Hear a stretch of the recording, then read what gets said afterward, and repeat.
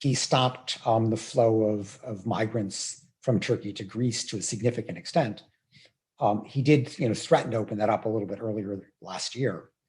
But what I see is that the European Union has allowed itself to be silenced about the very disturbing crackdown that Erdogan and his AKP party has imposed on any domestic political challenge. And obviously his leading political opponent remains in prison, has been there for 5 years. Leading civil society activists like Osman Kavala are in prison.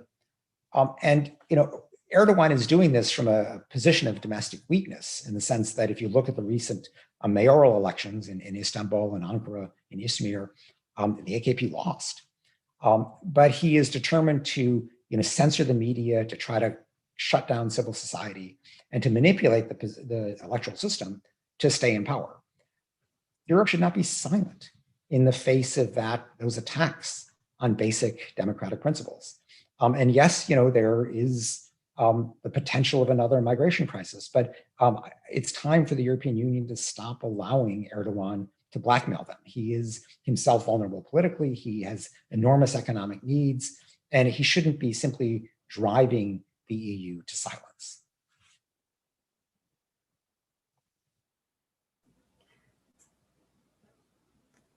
Thank you, Ken. I just want to also apologize to French speakers on the call, because apparently the French interpretation has not been working well, while the Arabic and Spanish has. So our apologies for that.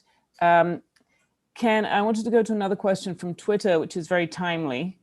And I don't know if you might want to bring Mausi in on this as well, but what does Human Rights Watch have to say about repression in Uganda ahead of their general election tomorrow?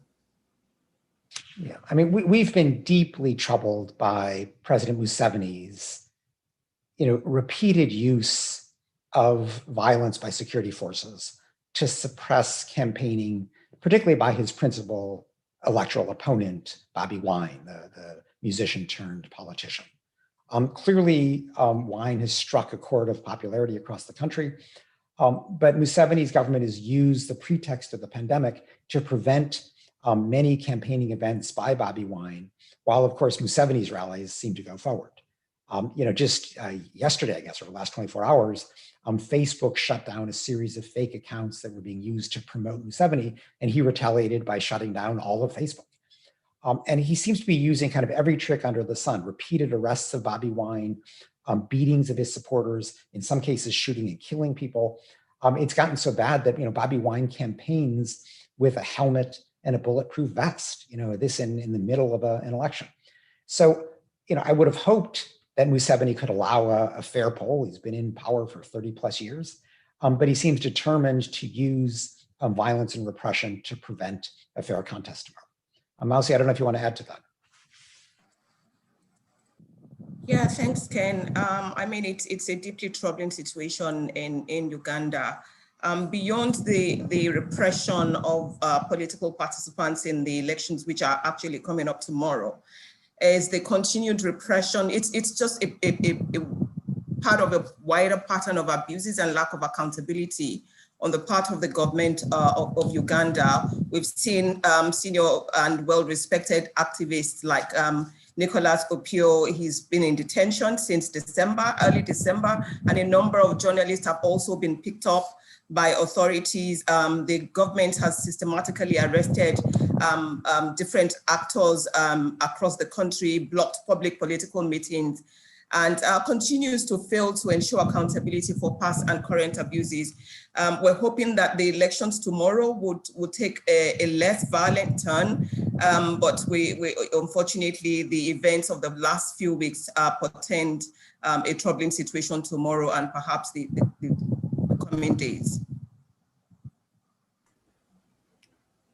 Thanks, Mausi. Ken, we have a question for you, although feel free to bring in Ahmed if you want, on Egypt. What do you have to say about repression in Egypt, particularly the plight of the jailed activist Allah Abdel Fattah? Well, I mean, Allah, in a sense, epitomizes the extraordinarily severe repression under General now President Sisi. Repression that is, far worse than any time in modern recent history, much worse than under Mubarak, much worse than under Morsi, which, Sisi claimed was, so intolerable that he had to mount a military coup to reverse the one freely elected government that Egypt has known in ever. So, what we see is just the silencing of the Egyptian media. It now just is a mouthpiece for the government, a crackdown on civil society, including human rights groups. The Egyptian Initiative for Personal Responsibility or Personal Rights was, openly attacked a month ago. The government stepped back only because of broad international outrage. But I think Sisi gets away with this because the international community falsely views him as a guardian of stability. If you look at what happened when he visited France last month, it was an utter outrage. He was treated as he was given a kind of a formal state visit, which is complete with literally rolling out the red carpet, a military parade, and Macron bestowing Légion d'honneur on him, the highest award of France. This because why? Because he, helped stop migration from Eritrea, because he is, supposedly fighting jihadists in the northern Sinai, although his crackdown is actually pushing people in the direction of the jihadists. He's using summary executions and the like to fight that battle.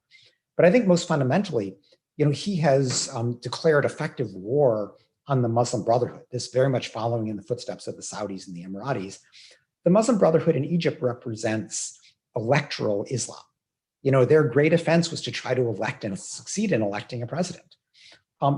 Sisi is trying to deny them that possibility. He wants to pretend that political Islam is the same thing as terrorism. It's the same thing as jihadism. And that's a horrible approach because, some people will just go home and bite their lip and be mad. But that pushes some people into the hands of the jihadists who say, well, if I can't pursue an election, I may resort to violence. And sadly, the French government has kind of endorsed this approach. So I think there's a real need to reassess Sisi. This is a false stability built on repression. There had been a reasonably open civil society even under Mubarak. I mean, it was repressive, but there were dissident voices allowed. There were civil organizations that flourished, and that has all been shut down with tens of thousands of political prisoners and systematic torture. It's time to stop looking at Sisi as a guardian of stability. He's the opposite. Thanks, Ken. There's a question here from Philip Curl, who hasn't identified his outlet. What is Human Rights Watch's position on the decision of Twitter, Facebook, and other platforms to close President Trump's account? I mean, frankly, with respect to Trump's account, I think the platforms did the right thing and perhaps even belatedly.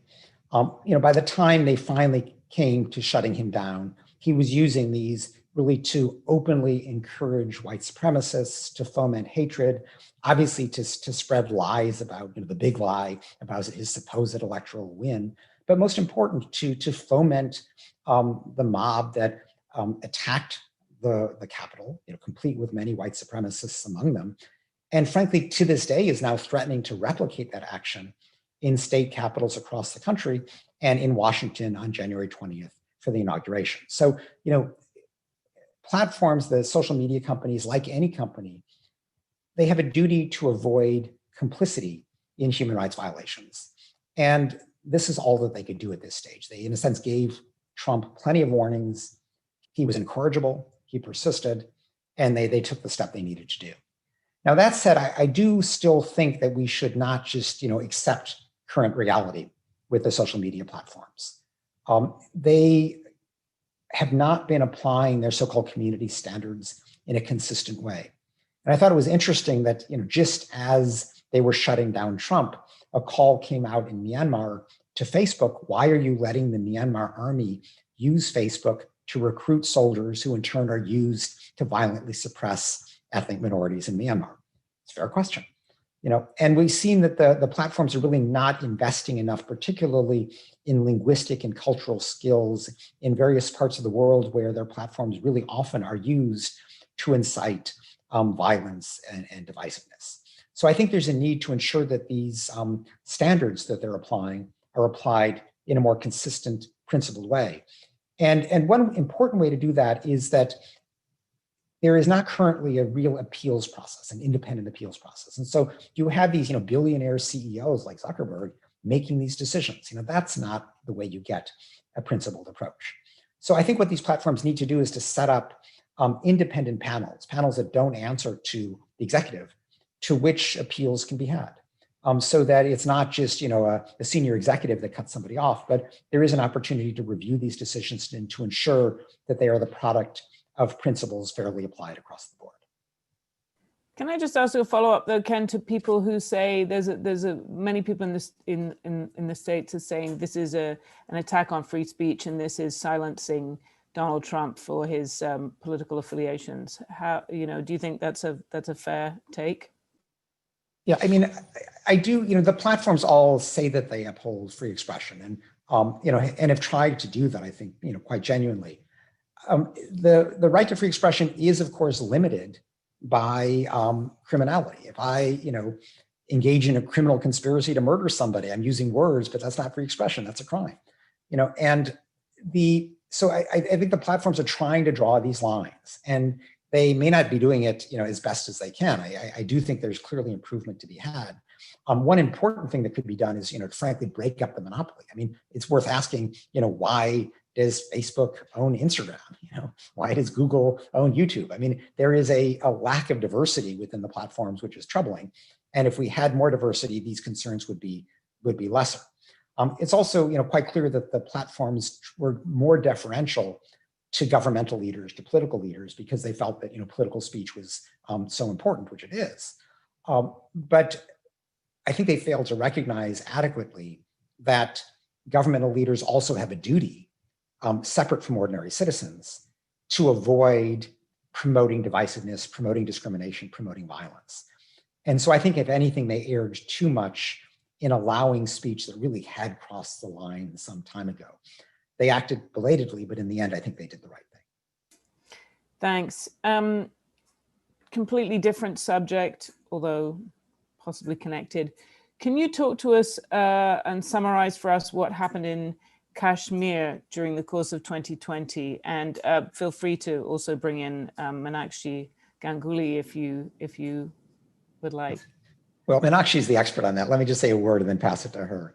But obviously, Prime Minister Modi's government it's now been over a year since its quite brutal crackdown in Kashmir. And while most people have been released from detention, a communications shutdown continues in place. At this point, I think it's only 2G service, so everything's very, very slow. And of course, as the political crackdown was eased, the COVID crackdown started. So it has economically devastated the region. But there really has been, a lack of accountability for ongoing violence. The Armed Forces Special Services Act, I'm actually got to give the right word, but the law that basically gives security forces in places like Kashmir license to kill with impunity needs to be repealed. And the kind of actions in Kashmir that the Modi government has pursued are of a piece with the broader anti-Muslim agenda that we've seen in Assam and in many other parts of India, which clearly needs to be re-examined. And the idea that 200 million Muslims are treated as second-class citizens, or sometimes not even as citizens at all, is a profound problem for the world's largest democracy. But let me turn it to Meenakshi to elaborate.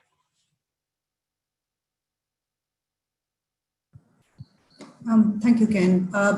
Yes, indeed, Kashmir, after the government revoked the constitutional autonomy in August 2019, the promise was that things are going to get better. And yet, what we find is that Kashmiris continue to be repressed. They are not allowed a voice. Journalists, activists have been raided. They've been silenced. They've been threatened. They are routinely stopped from reporting events that are happening. And when I speak with Kashmiris, a lot of them remain extremely concerned about their future, literally their future, and what's going to happen going forward. A politician recently spoke about how he was feeling completely disillusioned And this is because although, as you said, Ken, some of the political leaders were released from detention, after that they were running for local elections. And again, the political discourse from BJP and its leaders was often undermining that political process by suggesting that the leaders are all anti-state. This is terrible. Recently, there have been incidents and allegations of extrajudicial killings. The one that happened last year in May was one of the few occasions when the army admitted that there was an extrajudicial killing and ordered an investigation. Charges have been filed in that case, but the Armed Forces Special Powers Act prevents soldiers from being prosecuted in civilian courts. And that is why we keep saying that the Armed Forces Special Powers Act needs to be repealed. Thank you. Thanks, Meenakshi. Ken, a question from Derek Young from Apple Daily. What do you think of the recent crackdown in Hong Kong and the national security law imposed? What can be done by the international society to stop the oppression of Hong Kong democratic legislators, as well as the people pursuing democracy and freedom? Well, let me begin by saying that to call it the national security law is a complete misnomer. I realize that's Beijing's name, but it's really a Communist Party security law. That's what this is about. This is about shutting down criticism of Beijing and any effort to turn Hong Kong into what was promised in the one country, two systems agreement, a bastion of freedom. And so what is being attacked is really people who are acting like pro-democracy people, legislators who challenge the government is somehow a national security threat now. People who protest for the right to speak out publicly are being jailed. Most recently, people who even tried to flee the persecution heading to Taiwan are being prosecuted. So, I think what is needed is, ongoing public condemnation. This is, it's an utter outrage, and it's sad because Hong Kong was such a special city. It really did have freedom, and that has been gradually taken away. But let me turn it to Sophie Richardson because she's deeply involved with this, and to see if she wants to say anything further. Sure, good morning, thanks. Among the steps that we've recommended that governments take in what we've publicly characterized as a roadmap for repression, it's time for governments to impose targeted individual sanctions on the officials in Beijing and Hong Kong who are responsible for this law. The world needs to remember that international human rights law still is meant to prevail in Hong Kong. It's a party to the International Covenant on Civil and Political Rights.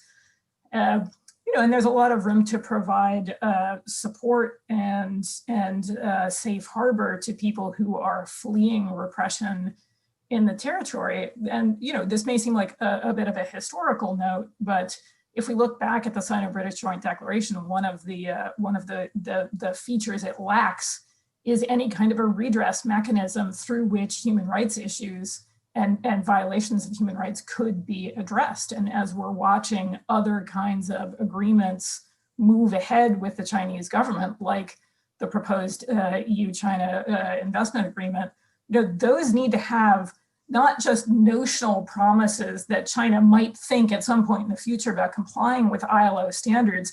Those agreements have to have black letter enforceable guarantees to protect human rights. I think Beijing has made it very clear it has no intention of abiding by some of its previous commitments, and to accept some unspecified, vague, future-oriented commitment, I think is a real slap in the face to all of the people in Hong Kong and Tibet and Xinjiang across China who spend their lives struggling to secure rights. Thanks. I think you actually predicted a couple of questions that we had from Pierre Haskey about the recent investment agreement between the EU and China, and from Dahai from VOA's China branch. So I hope you feel that your questions have been answered, but both of you feel free to put a follow-up in the chat. Maybe I could just add a word on that, Emma, because okay.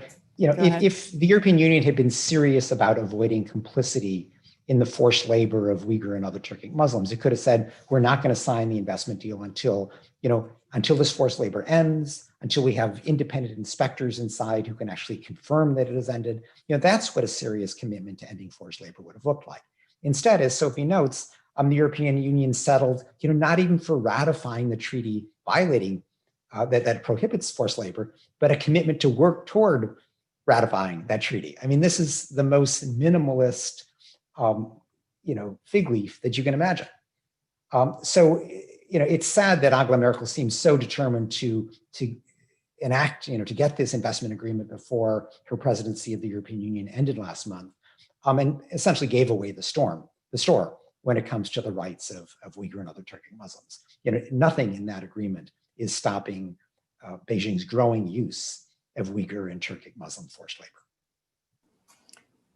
Thanks both. I will say that our regional experts will be leaving in about 10 minutes to go to their follow-up Zoom calls. I think we have the capacity to put the Zoom links for those calls in this chat. I hope that's right, and we'll be able to drop that for people who want to go and have more detailed conversations on any of these issues. We will keep the main conference going till 1 and then possibly a few minutes after if necessary. Ken, I'm going to switch regions now and ask about Saudi. A question from a Twitter user. Can you summarize the situation in Saudi? Why are human rights abuses there still continuing despite all the international pressure? Well, obviously, Saudi Arabia is very wealthy, so it can buy off certain forms of criticism, and it has a certain insulation from economic pressure. But the Saudi crown prince likes to portray himself as a reformer, but what he really means is that he will reform, according to what he wants. If you look at somebody like, the Lujan Al-Haflul, the women's rights activist who is just sentenced to 5 years and 8 months for simply demanding the right to drive, a right that the crown prince later granted. But her real offense was to demand that right rather than just wait for the crown prince to do it as a matter of royal prerogative. He does not accept any form of activism, any independent voice in Saudi Arabia. He has to be the supposedly benevolent monarch who clearly has shown himself to be not the least bit benevolent. And so, I think the pressure has to be put on the crown prince. The Biden administration has some opportunities here because, Congress already voted to cut off arms sales to Saudi Arabia because of the targeting of civilians in Yemen. Trump went forward anyway. Biden, though, has significant backing to stop this. And I think what we need is really sustained pressure from Europe, the United States, from Antonio Guterres, who has been very unwilling to criticize the Saudi government. These are, if there really is genuine commitment to pressing the crown prince to stop this repression, rather than Trump, buddying up with him because he supposedly creates US jobs, that could make a big difference. Thanks, Ken. Since you mentioned Antonio Guterres, we do have a question from Matthew Lee from Inner City Press asking, what will a second Guterres term mean for human rights? Well, the first term hasn't been great. Unfortunately, Guterres's view on human rights is that it suffices to make broad statements of endorsement without naming particular perpetrators. And while, I'm happy for him to say, I uphold human rights, if no one feels the heat, nobody changes. And the real test of Guterres's effectiveness is, does somebody feel the heat from his commentary on human rights? And the answer generally is no, because he doesn't name anybody.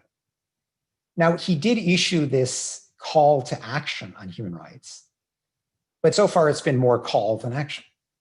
He really hasn't changed. So I hope that as governments, particularly the permanent 5 members of the UN Security Council, consider Guterres's candidacy for a second term, that they will press him on a more outspoken, targeted commitment to human rights. And the irony is that, Guterres's human rights record pales not only with respect to Kofi Annan, which you would perhaps expect since Annan was so well known for his support for human rights, but it pales even next to Ban Ki-moon, who, started off, somewhat timid and reluctant, but in the end was much more willing to speak out about human rights and to name perpetrators in a way that Guterres has shown himself unwilling to do. So I hope that governments press him that if he wants a second term, he's got to have a more effective way of showing his commitment to human rights. Thanks. Now we're moving to a question from Turkmen Terzi, representing the Turkish outlet TR724. The Turkish government has been continuously jailing Gulen followers without any charge, as Erdogan blames the Gulen movement for the coup attempt. What is HRW doing to address this? Well, we've been quite outspoken that, obviously participants in the coup attempt committed a crime and they can be prosecuted. And, undoubtedly a significant number of them were Gulenists.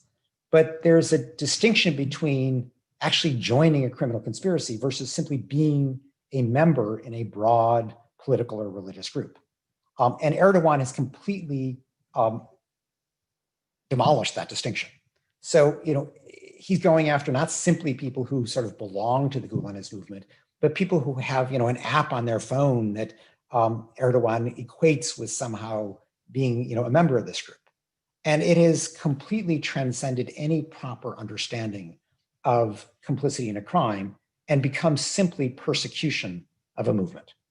That's wrong. And it is, if you look back historically, it's as if, Erdogan was happy to have an alliance with Gulen when Gulen was helpful in curtailing the threat of the military to pose a coup against, at that point, a moderate Islamist government. There had been a history of coups in the past. Gulen's movement helped to put the military under civilian rule of law, particularly through the many prosecutors and judges who were in the Gulen movement. But now that Erdogan has what he wants, he's turned on Gulen and is using, the unfortunate coup attempt, the crime that was committed there, to persecute every Gulenist rather than focus narrowly on the people who are actually responsible for that crime. We have a question here from Santiago Barnuevo from Spain's national radio. What could we expect for the situation of human rights violations in Latin America, particularly in Venezuela and Colombia? Is there any change that could be achieved with a new approach by the new US administration? Well, with respect to Venezuela, the obvious lesson, which I alluded to in my opening remarks, is that Biden should treat Venezuela as part of a consistent U.S. human rights policy. Not simply attack Venezuela and Cuba because they were the perceived adversaries, while ignoring Bolsonaro or Andres Manuel Lopez Obrador or other more friendly abusive leaders. Second, he should recognize that the Lima Group is an unprecedented development in Latin America. That traditionally Latin American governments didn't criticize each other's human rights records because that was seen as something that Washington did. That was Yankee imperialism. That's changed now. Latin American democracies are taking responsibility for their own region, which is great. Biden should join that. He should not try to supplant it. He should recognize that the US is an important voice, but it should be part of a broad multilateral effort. And I could say something similar with respect to Cuba, where the problem with the traditional embargo is it was completely unilateral. It didn't bring in other Latin American governments. Obama, by ending the embargo, tried to change that.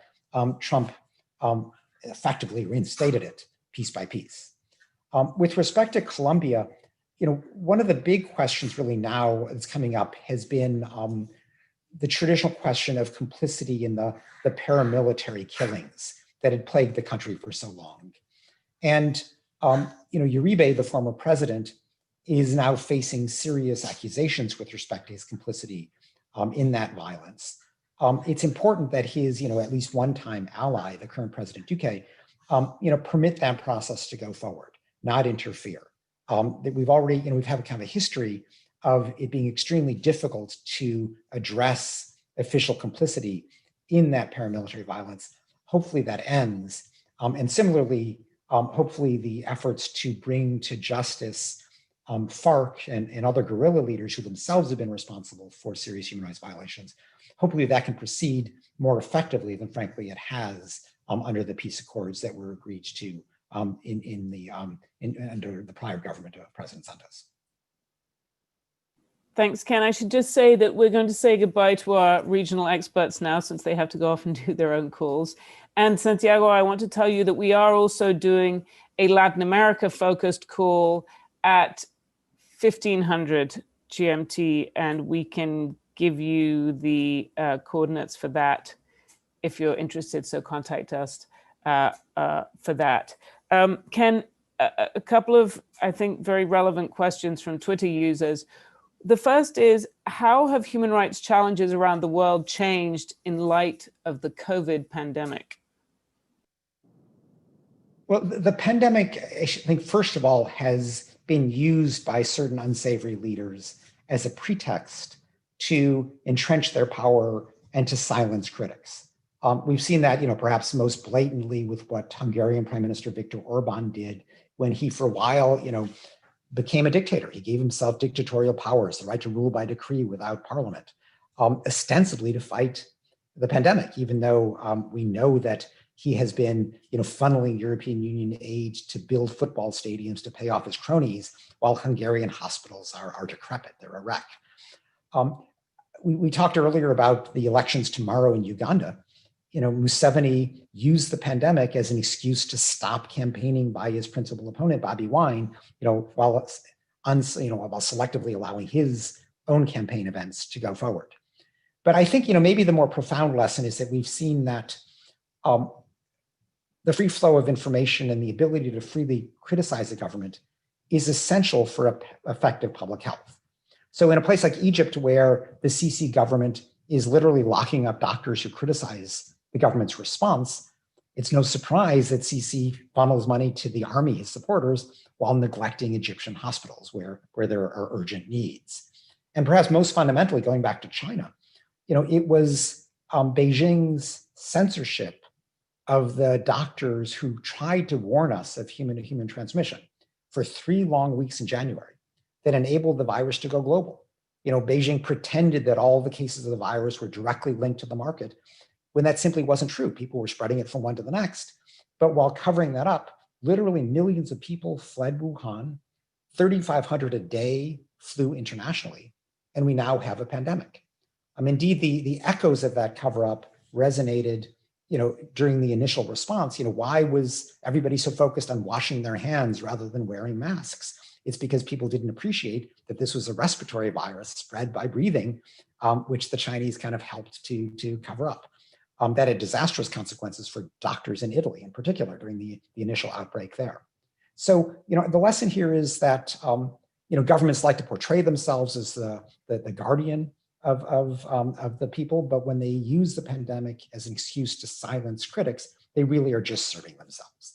And we shouldn't, let Beijing hide behind the fact that ultimately they tamed the pandemic, because, the part of China that did fight the pandemic effectively without any violation of human rights was Taiwan. Beijing violated human rights severely through the censorship, through the severe lockdown. They still don't allow independent investigation, so we don't know how many people died because of the lockdown. Citizen journalists who try to investigate are being imprisoned. There's so much we don't know. Even the World Health Organization's visit to China, the fine print is unavailable, but if it's going to be anything like the last visit, there's going to be no real opportunity to look into these critical decisions that were made early on during the pandemic. But Ken, do you see any opportunities for human rights in the sort of pandemic landscape? Yeah. I spoke about this earlier in my opening remarks, but I do think the pandemic has highlighted or spotlighted, I suppose, the need for sort of solidarity around things like the right to health, because the virus doesn't really care about social barriers. You can be, providing medical care only to wealthy people or only to the dominant ethnic or racial group and not others, thinking it doesn't matter, but the virus will then flourish in the part of the society that is neglected and will come back to haunt everybody else. So I think that the pandemic is an opportunity to address broad access to the right to health, to begin to target the inequality, the racial and ethnic divides that exist in so many societies, and to recognize that at a certain level, we're all in this together, and that we do have to care about even the less fortunate members. So that is, the potential positive result of the pandemic. We're not there yet, but it's an opportunity for us to seize. So I'm going to go to a question from Inati from the Azerbaijani Service of Radio Free Europe. I'm not going to pull the full question, but it's basically, what's HRW's position on the issue of civilians in Azerbaijan being attacked by Armenian forces? Some human rights activists in Azerbaijan voiced disappointment we're not more fully condemning these forces. Does HRW have any plan for additional investigations into these attacks? Okay, well, and let me start that, and I see Hugh is still on the call, so he may want to follow up. But that question was about one side, and I'm not going to answer the question in terms of one side, because Human Rights Watch has investigated shelling of civilians, the use of cluster munitions against civilians by both sides. And we have found violations by both sides. And even though, in this extremely divisive war in Nagorno-Karabakh, everyone wants you to talk only about the other side and to have, human rights become a partisan tool rather than an objective, principled application of rules to both sides, we're not going to play that game. And we found that there were, pro-Armenian and pro-Azerbaijani abuses, the forces on the two sides, including mistreatment of prisoners. And we've condemned this. We've written about both sides. But we're not going to get into the game of saying, talking about one side and not the other. And even though I know that people condemn that as both sidism, it's the only objective, fair way to discuss the conflict there. Just quickly on the specific question on attacks on Azerbaijan, I would just point to the very detailed report we published on December the 15th, documenting the findings we made about attacks on Barda and Ganja, including witness interviews and video evidence as well. We can forward that report to the person who posed the question. Regarding future work, we'll of course continuing to review where we will continue to work on documenting the abuses that took place during the 44-day conflict. Thanks so much. Thank you both. So we're running out of time, and I'm going to wrap up with a last question from a Twitter user, which I think is extremely timely given what's going to start happening in Washington, D.C. this morning, which is, does Human Rights Watch have a view on the possible impeachment of President Trump? Yeah. Look, there's no question that Trump is going to be impeached, probably today. The trial in the Senate probably won't happen until Biden takes office and the Democrats control the Senate. But that's why I really, in my opening remarks, I spoke about the question of prosecution, because impeachment is in essence a political statement that the president went too far. That's different from saying that the president committed a crime. And so we shouldn't confuse the two. So even assuming impeachment goes forward, whether or not there's ultimately a conviction, that is not a sufficient answer to what happened. And it is essential that there be a criminal investigation of the January 6th events around the Capitol, of the phone call with Georgia election officials, and in other parts of Trump's rule, or before, his treatment of taxes before that, his use of the presidency to advance his economic interests. I'm not able now to sort of micromanage this and say this was a crime, that's not a crime. What I do know is that it's important to have an honest, professional criminal investigation of this conduct without political interference. And that establishes the rule of law. It shows that the president is not above the law, that the president is not king, as Biden puts it. And we are highlighting that because today everybody focuses on impeachment, but that's not going to be enough. We have to assert the law, which requires an honest, objective criminal investigation, not the Obama style of looking forward, not back, which Biden was sitting at the table at when it happened. That's not an adequate response to what Trump has done. It wasn't adequate with Bush. We're seeing some of the consequences today of treating the president as above the law, and it's time for that to end. Thank you so much, Ken. So on that note, I'm going to call this press conference to a close. If we didn't get to your question, please email us at hrwpress@hrw.org,